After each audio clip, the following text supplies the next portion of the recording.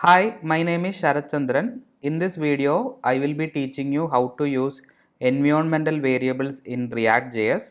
It is a very easy to do thing. If you are first time visiting this channel, please consider subscribing for more programming related videos like this.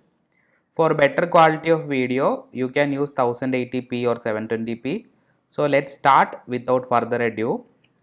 First, we have to create a .env file. You have to create it in the same directory where package.json file is. So what we have to do is we have to create a new file and the name of the file is .env. Name of the file is .env, and when we are creating the .env file, you can see it is in the same directory as that of package.json. So it is in the same level.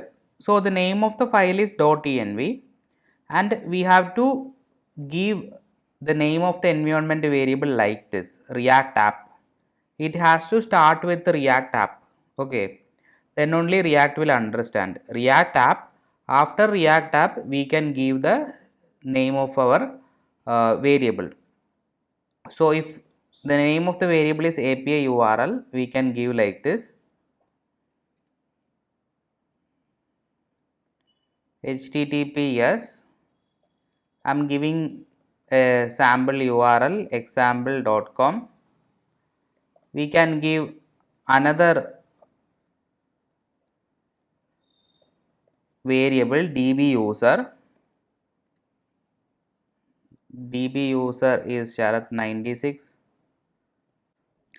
db password, we can give the password here. Why we are using environment variables is because we want to store confidential information. Confidential information is put in the environment variables, and then the confidential information is read from the environment variables. So you don't have to give codes here. Okay, whatever the data is, you don't have to give codes. This syntax is okay. So right now let us go to a component and access these environment variables. Okay, so inside src, inside app.js, I'm going to access the environment variable. So we have to give like this, we have to give the curly brace, then we have to use process.env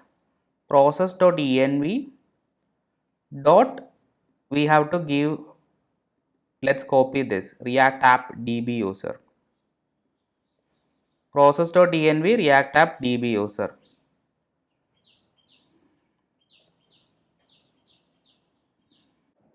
So after giving like this, what we have to do is we have to stop the server and then we have to restart the server. If your application is running, what you have to do is you have to stop the server by doing Control C. When we are doing Control C, the server will stop. Then we have to start the server again, because if our application was running and we did all of these steps, and if we are going to the browser, this change will not be reflected there.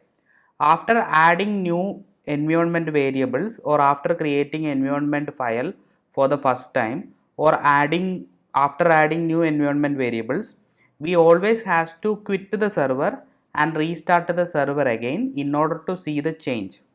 So we have quit the server and now we are restarting the server again. So you can see here the output in the browser, Sharat 96 is the DB user. So this is what we displayed, process.env.react-app-db user, and in the .env file, this is the value. So this is how we are using environment variables in React.js. It's a very simple process. You have to create a .env file in the same directory as that of package.json. You have to start the variables with the React app underscore. Then you can give your name. Then where you need to use it, you have to call it like this: process.env.react-app-db-user, the name of the environment variable, and we will get the value. Usually we will not be displaying such values in the screen because these are confidential information. I just showed you for this example, okay, how we can access it.